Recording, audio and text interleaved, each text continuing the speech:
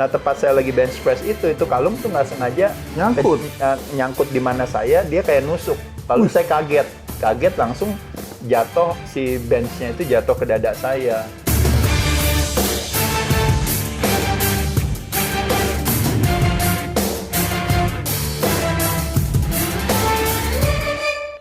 Halo strong people, balik lagi sama gue Aji Strongman.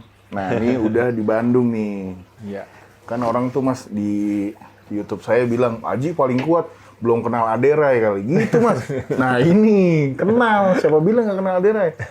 Bang Ade siapa yang nggak kenal Bang Ade tuh? Saya sebelumnya saya mau bilang nih mas, gua nyimpen bukunya Mas Ade, Adiraga. Oh iya. Saya ngefans banget mas, sampai DVD-nya beli. Dulu suplemennya bikin beli. Saya dulu sering minta tanda tangan di Balai Sarbini. Mungkin Mas Adenya lupa ya maksudnya. Saya masih kuliah gitu. Iya. Jadi Mas Ade ini salah satu orang yang sangat menginspirasi saya dalam fitness.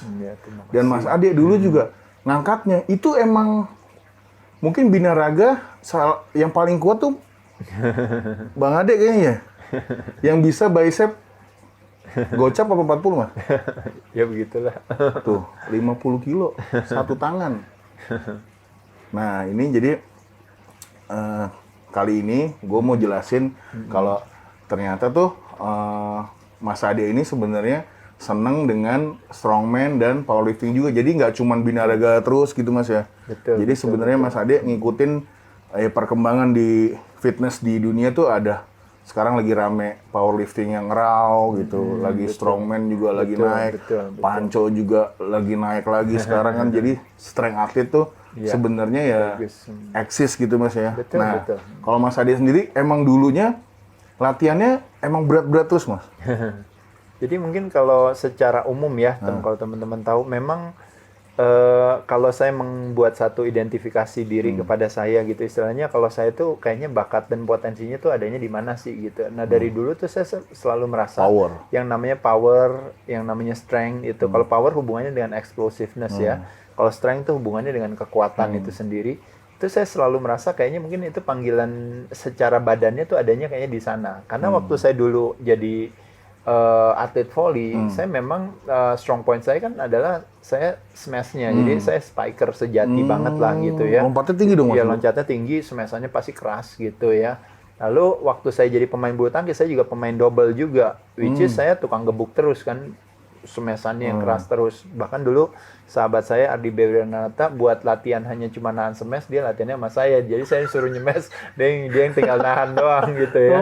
Kayak gitu ya. Jadi ke situ, dan termasuk juga pada saat dimana waktu dulu saya SMP SMA itu, makanya saya diperkenalkan lah dengan olahraga yang kebetulan related dengan kekuatan pada saat itu, karena dulu memang kan kayak strongman competition kan belum banyak, dan lagi pula juga memang pada saat itu nggak memungkinkan ya, karena kan banyak kayak apa ya kalau istilahnya kayak semacam instrumennya atau gadgetnya yang dipakai buat pertandingan itu kan kita nggak punya kemampuan. Yang pertama juga mungkin kalau ngadain pertandingan juga siapa yang ikut gitu ya. Dan kedua juga nggak ada yang tahu juga soal itu. Tapi kalau berbicara dari zaman dulu, yang namanya squats, yang namanya deadlift, yang namanya kayak tadi ya kayak curling gitu dan sebagainya, itu orang udah kenal lah ya basic. Dan juga kebetulan karena saya diperkenalkan dengan olahraga panco juga pada saat itu, makanya kenapa saya untuk kuat di meja panco, makanya kenapa saya berfokus kepada latihan beban. Nah itu yang sebenarnya kalau teman-teman tahu, makanya awal saya dulu bukan jadi atlet binaraga, jadi atlet panco dulu. Karena justru yang memperkenalkan saya dengan besi itu kan gara-gara panconya. Jadi saya di tahun 89, 90, 91 itu saya ikut kejuaraan nasional panco terus kan tuh. Saya bersyukur menang terus tuh semua di kejuaraan itu. Nah jadi padahal dulu berat saya cuma 75, padahal musuh saya kan berat-berat semua kan, 100-an di atas gitu. Tapi memang tampaknya dari dulu emang senang aja gitu, segala sesuatu yang kebetulan memang kalau teman-teman tahu ya, kalau kita berat badan itu, kalau kayak untuk urusan kayak deadlifts, kayak squats, kayak mungkin bench press itu dia berpengaruh. Semakin berat kita semakin kuat gitu ya. Betul. Tapi nggak tahu kalau kayak tangan gitu, kayak panco, itu kayak nggak berpengaruh gitu. Badannya mau beratnya seberapa ya tangannya segitu-segitu aja gitu. Nah makanya kenapa memungkinkan bagi saya untuk bisa fight di sana. Nah, tapi di sisi lain waktu saya menjadi atlet binaraga memang pendekatan saya juga pendekatan yang namanya kalau istilahnya zaman dulu ada salah satu pendekatan latihan tuh yang dikenal namanya heavy duty principle. Nah, heavy duty principle itu diciptakan oleh namanya Dr. Arthur Jones zaman dulu yang penciptanya Nautilus, salah satu alat pertama selectorize yang Nautilus. dibuat. Nautilus itu ya. merek alat ya. Merek alat zaman dulu. Nah, dulu pendekatan Arthur Jones itu disebut dengan pendekatan namanya heavy duty principle. Heavy duty principle adalah pendekatan yang latihannya ringan aja, sederhana, tapi berat dan singkat dan cepat, udah gitu. Jadi pemahaman dia dibalik daripada pendekatan itu adalah ibaratnya ngapain mukul palu, paku, getok palu itu pelan-pelan 10 kali ringan satu set, lalu sekali getok langsung masuk gitu. Nah, jadi analogi itulah yang dipakai untuk si heavy duty principle. Jadi beban ya udah langsung berat aja. Nah, cuma beratnya memang kalau di dalam binaraga kita bisa bervarian. Kalau berbicara dalam yang namanya muscle hypertrophy, itu di kisaran di 6 repetisi, 6-7 reps, jadi max gitu. Tapi kalau nanti kita mau optimal supaya 7 rep max-nya dengan beban yang lebih berat, makanya kita sekali-sekali turun ke bawah untuk latihan hanya cuma di 85% atau 80% daripada 1 rep max. Nah, jadi makanya kita bisa 2-3 set, 3 repetisi dengan beban yang lebih berat lagi. Dan itu berasa ototnya gimana? Iya, nah jadi makanya itu mind and muscle connection akan terjadi kalau seandainya misalnya kita juga memang udah advance kan di sana. Jadi latihan juga benar-benar bisa ngerasain otot yang kita targetkan. Nah, jadi latihannya berat-berat banget hanya bisa 2-3 reps, tapi habis itu balik lagi ke 7 reps max. Jadi saya ngelakuinnya gitu. Jadi balik lagi ke sana. Jadi 3 reps buat strength-nya, nanti buat muscle building-nya, buat hypertrophy-nya di 7 reps. Kalau saya bisa sampai 8, 9, 10, 12, berarti saya bilang, bebannya saya tambah lagi aja, bebannya saya tambah lagi. Saya bersyukur waktu saya lagi masih muda gitu ya, maksudnya kan saya juga bisa dibilang kan is a brand new fisik gitu. Jadi saya nggak punya cedera, nggak punya apa. Jadi makanya pada saat itu memungkinkan saya untuk bisa squatnya juga all the way, kalau istilahnya orang bilang as to the grass gitu, abisin sampai bawah, saya ngangkatnya berat-berat. Dan zaman dulu mana ada kayak bantuan dari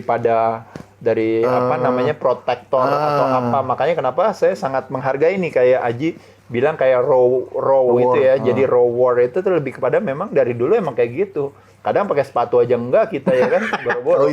Apalagi pakai belt apa gitu kadang-kadang. Enggak juga ya? Iya, kadang-kadang juga enggak juga. Kadang-kadang suka. Ya cuma ya itu tadi. Saya harus bayar mahalnya adalah dengan ketika cedera kayak gitu. Karena kan namanya anak muda ya, kita kan egonya tinggi. Jadi zaman dulu ibaratnya gila, belts only for Kok tahu sih Mas ada tulisan gitu? Sisis maksudnya. Tersalah. Terdikat ya. Cing maksudnya. Iya. Maksudnya sisis. Ada sisi squat juga ada. Jadi istilahnya only sisis wearing belts gitu loh. Jadi makanya ibaratnya nggak pakai belt gitu ya. Ibaratnya nggak usah pakai. Jadi kayak saya juga kayak squat, bahkan sampai hari ini ya, kalau teman-teman tahu, belt. Saya squats juga. Saya kebetulan kalau hari ini saya squatsnya saya pakai Smith machine.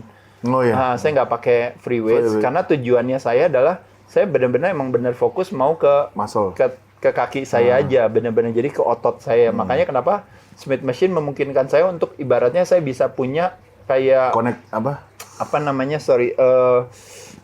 proper form yang aman gitu, yang safety-nya ada. Dan gitu. Dia kontrol terus. Iya, dia kontrol terus. Jadi saya nggak bakal ada kayak tiba-tiba klek gitu, kesalahan dislocated gara-gara apa gitu, nggak ada. Jadi saya bisa kuasain itu. Dan saya sering ya latihan di situ aja pakai 4 plate kanan kiri. Nggak pakai belt?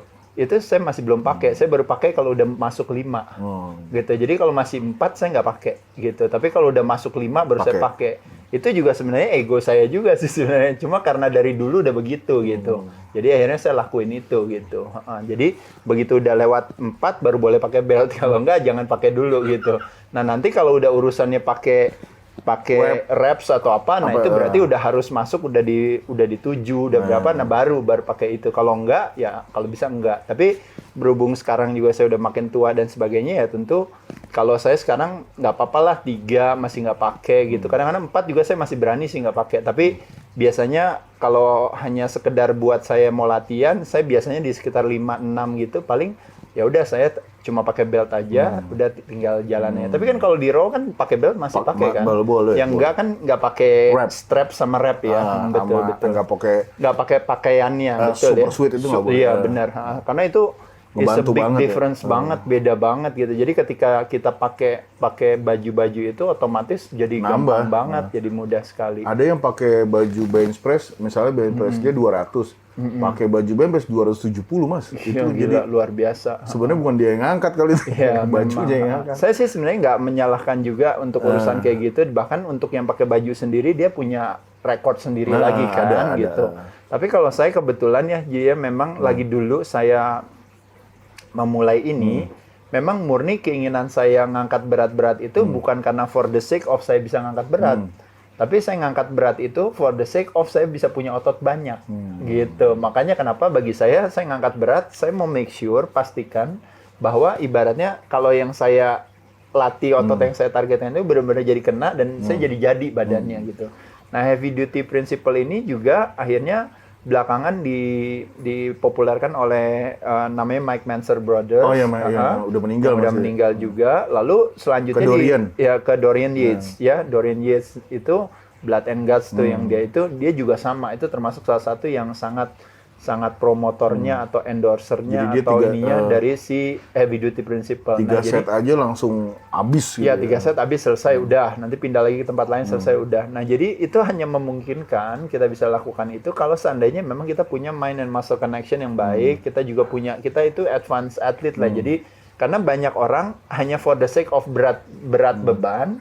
Jadi demi ngangkat beratnya egonya aja, tinggi. Jadi yang penting adalah, nah itu makanya saya sering membuat satu kayak semacam kayak edukasi. Kebetulan kalau dalam binaraga, perbedaannya kalau kayak Aji kan dan kawan-kawan, Aji itu benar-benar memang indikator keberhasilan daripada seorang powerlifter atau seorang strongman itu adalah memang mengangkat beban itu sendiri. Betul. Jadi beban itu harus diangkat dari titik A menuju destinasi B. Betul. Itu harus diselesaikan karena itu assignment-nya. Itu ya, betul. Tapi bedanya kalau anak track-nya, ya, itu requirement-nya, persyaratannya. Tapi kalau seandainya anak binaraga itu sebenarnya adalah dalam proses dia mengangkat beban itu dari titik A menuju B, berapa stres yang diterima oleh otot itu. Nggak masalah gitu. tracknya. Iya, jadi artinya di situ mau nggak mau ketika adanya leverage, adanya momentum, adanya tadi tambahan baju dan sebagainya, jadi nggak ada manfaatnya.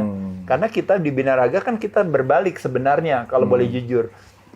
Beban yang ringan, kita bikin jadi berat. Itu binaraga gitu. Pakai tempo. Iya, temponya kita ini negatif. Iya, lalu asosiasi di kepala waktu kita lagi bench press atau kita lagi push up, bukannya membayangkan saya mendorong badan ke atas, membayangkan ibaratnya menekan lantai ke bawah gitu. Jadi bayangin, wah gimana caranya biar stresnya biar banyak, sehingga jadi after effect-nya itu yang jadi nilainya atau indikatornya. Sedangkan kalau kayak kita sebagai powerlifter atau sebagai strongman itu murni memang keberhasilan kita itu ada ketika kita menyelesaikan assignment atau tugas itu. Gitu. Nah, jadi mungkin itu sih perbedaannya. Tapi kalau saya sangat senang banget karena saya latar belakangnya arm wrestler dan dulu saya juga mungkin adalah dikit-dikit punya kayak rekor-rekor kayak bench press, kayak squats gitu. Ya mungkin berapa? 5 plate. Mungkin 5 plate lah ya. 5 plate yang di Goji Menteng bukan? Iya, tapi 5 plate-nya saya decline. Iya. Saya 5 plate-nya decline. Saya nggak 5 plate-nya flat. Jadi kalau teman-teman tahu ya, ada beberapa cedera yang saya alami yang udah lama sih sebenarnya. Jadi kayak cedera kaki saya alami di tahun 2003, ya, 2002, sampai itu, 2003 itu yang di cedera kaki. Katanya bulu tangkis? Bukan malah, iya sih gara-gara badminton sama gara-gara Kyokushin waktu itu, karate. Nah, terus kalau yang chest, waktu dulu saya kenanya gara-gara lagi bench press biasa. Dulu saya kebetulan punya ada kalung saya tuh ada kalungnya, ada dumbbellnya. Kalung yang dumbbell itu ya? Iya, kalung emas yang ada dumbbellnya. Nah, tepat saya lagi bench press itu kalung tuh nggak sengaja nyangkut di mana dia kayak nusuk. Lalu saya kaget langsung jatuh, si benchnya itu jatuh ke dada saya pada saat saya bench press. Nggak ada yang jagain? Ya, nggak siap juga kali ya? Nggak siap juga, karena pada saat itu kan ini. Jadi kayak something yang kena di sana. Nah, habis itu saya suruh bench press cuma pakai 10 kanan kiri aja nggak bisa naik.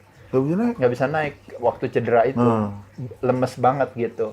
Nah, ya udah mesti istirahat kan. Nah, tapi pada saat saya lagi sakit itu, saya decline sama incline, nggak angle-nya kenapa-napa. dirubah. Iya. Jadi sakitnya hanya cuma di angle itu doang. Iya, Jadi sejak itulah makanya saya nggak pernah bench press lagi. Gitu. Jadi akhirnya saya lakuinnya either incline atau decline. Tapi beruntungnya karena saya bukan powerlifter, jadi saya nggak masalah kan, nggak bench press juga gitu. Yang penting dada saya nggak kenapa-napa gitu. Cuma belakangan kayak saya ngikutin salah satu tipsnya si Mike O'Hearn itu, saya ganti gripnya aja, saya rubah jadi reverse. Reverse grip. Iya, underhand grip.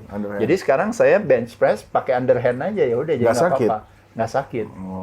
Cuma memang agak kurang enak di tangannya aja, karena kan megangnya saya gini, megangnya gini tuh agak kurang enak, jadi agak sakit di sini. Tapi mungkin kalau dipakein bantalan yang nyaman, mungkin nggak kenapa-napa kali.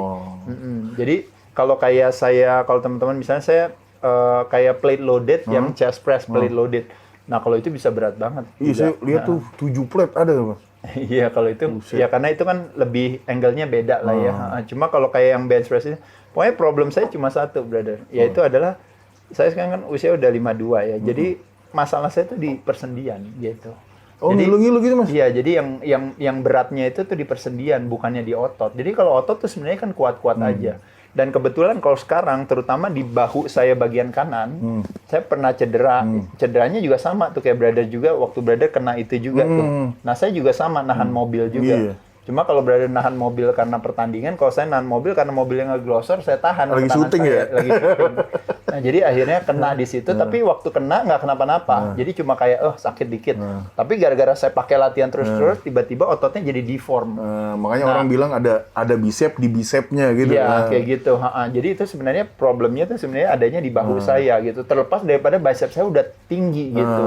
Jadi karena bicep saya memang udah tinggi duluannya, plus ditambah juga saya ada cedera di bahunya itu, jadi tiba-tiba ya akhirnya dia berkesenian sendiri gitu tangan saya. Jadi akhirnya jadi ototnya jadi ini aja sendiri, dan itu proses sih, bukan langsung pada saat itu. Nah, waktu itulah makanya kenapa saya agak sedikit cedera di sana. Nah, makanya kenapa saya siasat lah. Jadi makanya kenapa saya nggak bisa full range of motion kalau untuk urusan si bahu kanan gitu. Iya, bahaya juga. Nah, jadi makanya saya siasat gitu. Tapi secara bahu saya problem, tapi tidak mempengaruhi muscle growth saya when it comes to chest saya. Chest sama sekali nggak ada masalah. Jadi saya tetap latihan dengan tetap incline, decline, lalu ganti overhand grip sama reverse grip, itu semuanya berhasil gitu, nggak kenapa-napa. Jadi nggak ada kayak gangguan gitu. Nah, kalau di kaki saya kenanya kan di meniscus problemnya tuh. Meniscus. Kenanya. Jadi mungkin itu udah benar-benar udah kopong banget kali itu saya. Ya udah, ya jadi istilahnya udah tulang sama tulang tuh udah ketemu. Makanya jadi kalau kayak saya misalnya di Kyokushin ada namanya posisinya mesti sesa kayak gini tuh udah susah.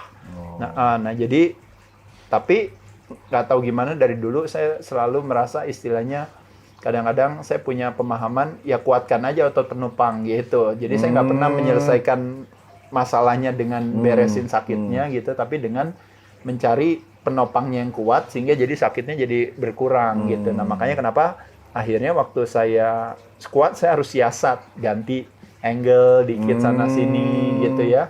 Terus squat yang nyaman sebelah mana. Nah, pada saat itulah akhirnya memungkinkan saya untuk bisa tetap terus ngangkat berat tapi dengan angle yang berbeda. Jadi kayak squat juga saya juga sekarang ini kalau leg press saya masukin, makanya kenapa tetap leg press saya tetap pasti kayak close stance. Supaya saya bisa fokus ke outer sweep-nya saya. Tapi ketika saya beneran squat lebar. Saya harus lebar, harus gede, lebar. Ya nggak terlalu sumo squat banget, tapi agak sedang lah mengarah ke situ. Jadi memang kalau bicara dari angle kaki saya, kalau kayak glute saya, dari zaman dulu nggak berubah gitu. Kalau saya lagi diet ketat, udah pasti glutes akan jadi strong point saya terus sampai hari ini gitu. Tapi yang kerasa banget tuh di paha bagian luarnya, gara-gara saya cedera di sana. Nah, tapi saya siasatin dengan leg press yang kuat, yang berat. Tapi kalau squat, saya tetap lakuin moderat dengan ya? wide stance. Lalu beratnya juga sekarang saya nggak terlalu berat-berat juga. Kalau squat ya sedang lah, paling 5-6 plate aja saya rasa dengan Smith machine menurut saya udah cukup lah gitu. 6 plate lah oke lah kalau bisa. 5-6 plate lah itu berat Mas. 5. Tapi kalau pakai Smith machine Iya nggak terlalu sih, berat iya. sih. Ya, kalau pakai Smith machine kan dia nggak sama barnya. Cuma kalau leg press, kalau saya bisa bilang saya leg press lumayan berat lah. Satu kaki aja bisa kuat saya lihat ya. Iya, satu kaki bisa tergantung dari ininya lah, tergantung jenis otot, jenis alatnya. Nah, salah satu alat yang paling berat itu yang hammer strength punya, yang pendulumnya hammer strength punya. Iya. Itu yang berat banget kalau Kayak di Osborne tuh Mas ada tuh. Nah, itu ada. Nah, itu lumayan berat. Kalau kayak leg press yang Live Fitness punya yang Nggak terlalu ya? 30 degree itu sebenarnya nggak terlalu berat. Itu sebenarnya kayak saya normal-normalnya bisa kanan kiri 7 plate, mungkin sekarang bisa kali 8-9 plate mungkin bisa kali kalau sekarang ya. Sekarang tuh berarti sekarang udah enakan gitu kakinya.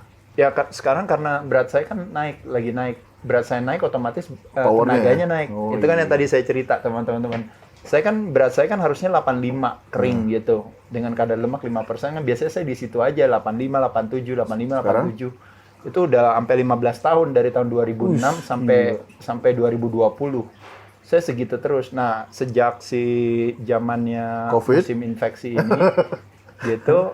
Mau naikin sengaja gitu Mas. Ya saya naikin dalam arti kan nggak ada event yang membutuhkan saya harus buka baju atau apa.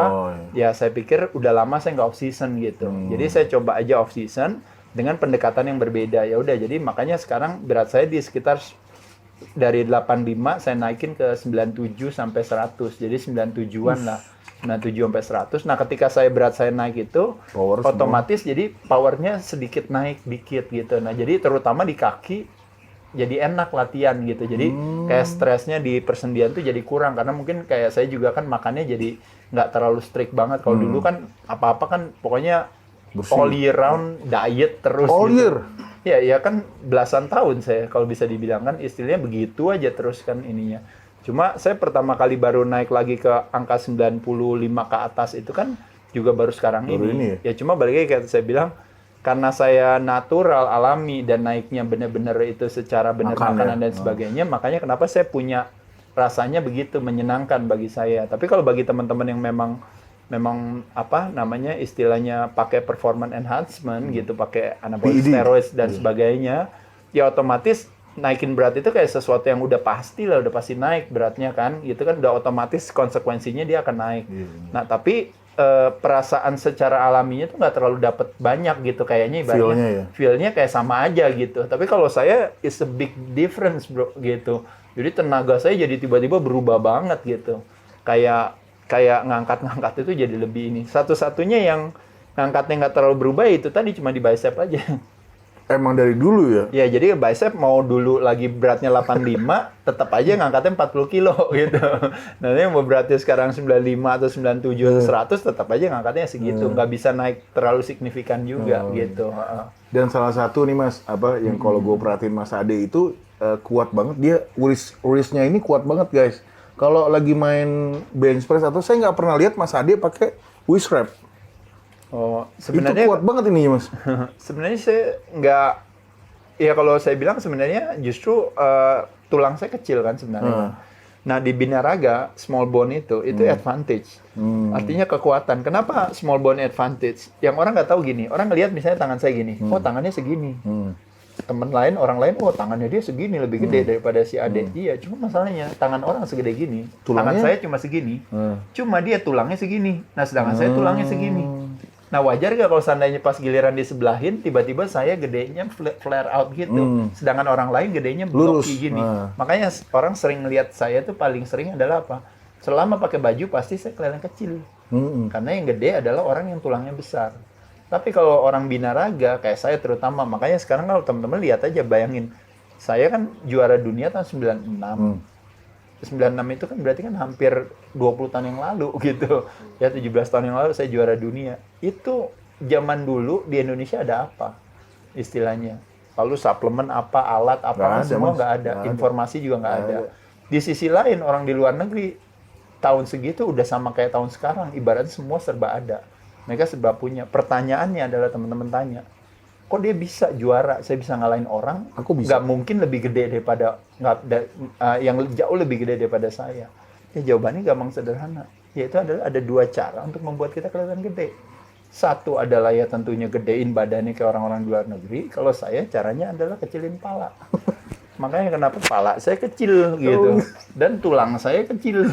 Makanya kenapa begitu disebelahin sama gedenya gitu loh. Kan Jadi kayak kalau gitu. pakai helm S ya, Mas? Iya, pakai helm S, pakai topi small. Iya, small yang anak-anak gitu kan, yang pakai itu.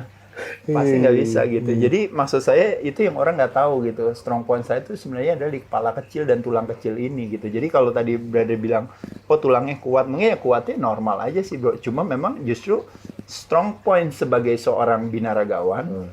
Tapi menurut saya, ya mungkin strong point, saya nggak bilang strong point di dunia weight training ya, enggak. Kalau di weight training ya tergantung ototnya juga, tergantung mungkin juga, kalau bro kan juga tahu kan tergantung daripada tekniknya juga ya, ngangkat dan sebagainya.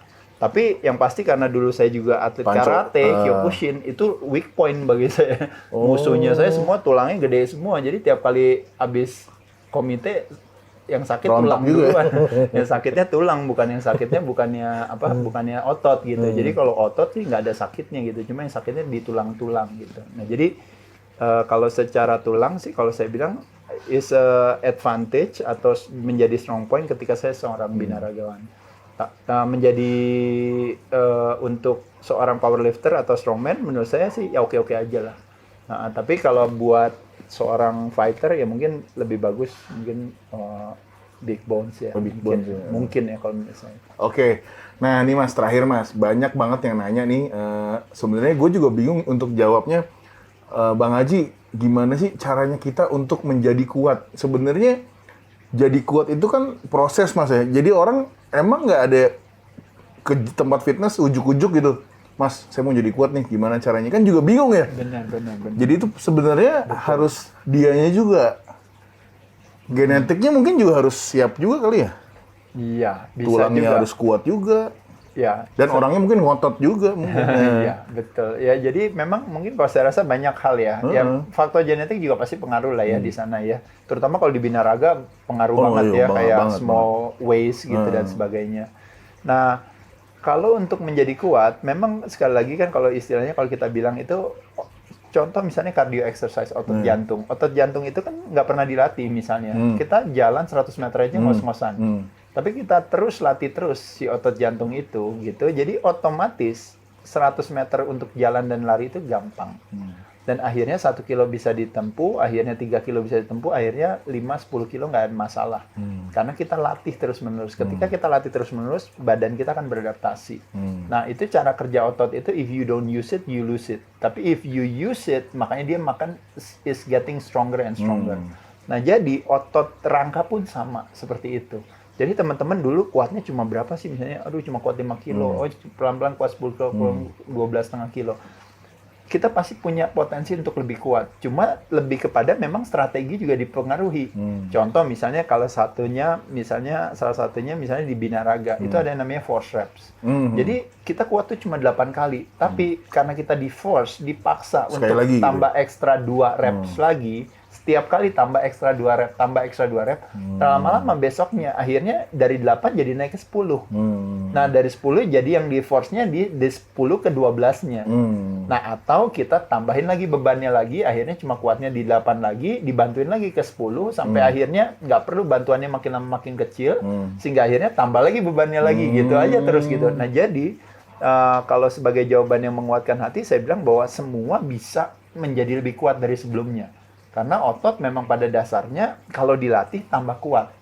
Dan balik lagi kayak saya katakan tadi, ada ke faktor-faktor yang lain-lainnya ya mungkin ada aja. Penunjangnya. Penunjangnya ada aja. Dan salah satunya ya tentunya adalah juga faktor istirahat, faktor makan. Ya kalau berbicara makan kan penting banget ya di situ. Karena kita berbicara nutrisi, nah bisa dari macam-macam. Bisa dari pilihan sumber lemak yang alami yang baik, pilihan sumber protein yang tinggi karena hubungannya dengan otot, juga konsumsi karbohidratnya yang istilahnya yang momentumnya tepat gitu loh. Jadi kita makan pada saat dimana memang membutuhkan gitu ya dan sebagainya gitu. Jadi saya rasa kalau teman-teman kembali lagi nggak boleh kecil hati untuk bilang ibaratnya waduh saya nggak mungkin lah kuat atau ini apa ya, kalau di latihan terus ya sabar aja kuat. Ya persis sama kalau kayak ada istilahnya zaman dulu almarhum Pranajaya pernah bilang bahwa kasih saya anak seperti apa aja, saya akan bikin dia bisa punya suara, bisa nyanyi gitu. Jadi semua orang bisa bernyanyi.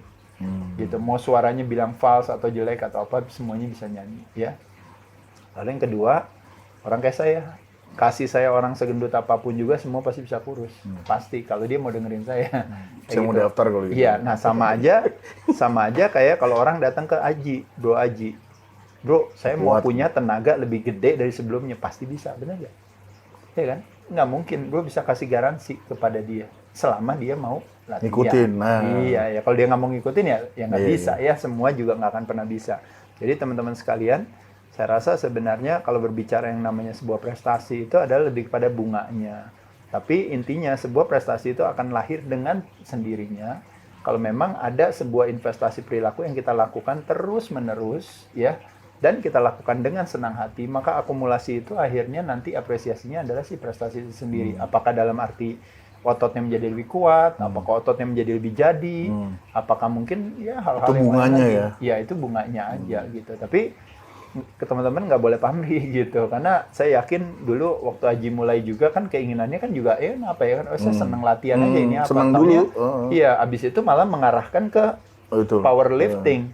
Kayak saya dulu juga kan senangnya badminton, mungkin juga senangnya ke bela diri atau apa, tapi kan akhirnya mengarahkannya saya malah ke bodybuilding gitu ya. Jadi teman-teman bisa mulai dari mana aja sih gitu. Siapa tahu teman-teman arahnya tadinya mau jadi powerlifting, taunya jadi bodybuilder. Nah, ya kan? Atau kebalikannya, misalnya teman-teman tadinya jadi bodybuilder, jadi kayak Aji juga, jadi powerlifter, jadi strongman. Atau teman-teman ternyata bukan jadi powerlifter, bukan jadi strongman, ternyata jadi penyanyi. Oh, bisa juga tuh. Suaranya bagus. Iya, benar juga. Bisa aja gitu. Mas Ade bisa nyanyi? Enggak, kalau saya bisa, saya udah bikin album. Oke, guys, gitu nih udah ngobrolnya kalau sama Bang Ade kayaknya sampai sore juga ini ya. Bisa juga. Makasih ini udah datang ke Bandung. Nah, ini kita mau acara kan Rawor nih. Iya, saya ucapkan selamat buat teman-teman yang ikut berpartisipasi dan juga kembali lagi seperti saya bilang tadi, mudah-mudahan event ini bisa didukung oleh banyak pihak juga. Jadi ya Aji juga dengan apa yang dilakukan selama ini kan juga, kalau istilahnya orang bilang tak kenal maka tak sayang ya. Jadi sekarang pelan-pelan dengan adanya berbagai media gitu ya, apakah yang sifatnya sosial media maupun media yang ada juga sekarang ya, yang udah mainstream media kayak ada di TV, kayak di apa, kan kayaknya liputan kepada Bro Aji kan tambah banyak, itu dimanfaatkan untuk bisa justru memperkenalkan mengedukasi, atau mengedukasi si olahraganya tersebut. Jadi mudah-mudahan di event-event yang dadakan ke depan, karena kan Brother kan juga bukan hanya sebagai seorang atlet juga, Brother sama kayak saya di waktu awal juga kan, kita harus menjadi contoh yang baik atau menjadi istilahnya apa ya, kayak semacam ya kita yang harus juga bantu menjadi ujung tombak pengembangan olahraga kita gitu. Nah kebetulan dalam hal ini Bro di marketingnya juga gitu maksudnya. Harus jadi apa ya, jadi representasi daripada itunya, dan Bro udah melakukan ya kan, karena kan ngajarin orang, wah strongman, bentuknya kayak begini gitu ya kan. Habis itu saya malu. Jadi cocok banget gitu. Yang penting pokoknya Bro jangan sakit jantung tiba-tiba heart attack di tengah jalan gitu ya. Jadi kan repot. Nah, jadi ini kan ototnya banyak ya teman-teman sekalian, ini ototnya banyak, makanya badannya gede. Kalau masalahnya banyak orang yang badannya gede tapi mungkin yang besarnya mungkin lemaknya ya gitu. Nah, kalau yang lemaknya besar ya otomatis jadi akhirnya potensi terhadap berbagai penyakit ya, metabolic syndrome jadi menjadi besar. Tapi mudah-mudahan Bro Aji justru ya gimana pun juga tetap ya makan juga dijaga sesuai sesuai ini ya. Jadi tadi saya makan ucapkan nasi merah tuh Mas di bawah. Mantap. Saya ucapkan selamat buat teman-teman, juga buat Rawor-nya. Ini udah yang keempat ya Bro. Iya, ya? udah keempat jalan. Saya ucapkan biar lancar semuanya. Ini saya dapat kenang-kenangan, waduh senang banget nih saya, keren, wih luar biasa. Nuril, Rawor 4 di Outlaws, Outlaw Mas. Ini bener-bener yang kalau outlaw itu ya teman-teman ya. Jadi dia disuruh diam di rumah nih, keluar terus. Gitu ya. Oh iya, dia disuruh mandi males, suruh sekolah nggak mau, emang jangan diikutin. Ini jadi kalau istilahnya non-konformis ini ya. Ya itu cuma judul aja. Ya Mas. judul aja, tapi judul yang menguatkan hati. Saya ucapkan selamat Oke, brother. Mas. Terima Sukses kasih. acaranya dan juga mungkin olahraganya juga bisa terus berkembang. Buat teman-teman dukung terus kegiatan yang dilakukan oleh Aji Suganda. Mudah-mudahan semuanya bisa berjalan Ya. dengan lancar ya. Nah, bisa Jangan sukses. lupa Kita ikut subscribe berdoa. Bang Ade. Oh, nggak perlu ya kalau Bang Ade udah banyak banget. Aji Strongman, oke. Next. Kita makan-makan di bawah, oke? Oke, thank you. Makasih teman-teman. Thank you, Mas.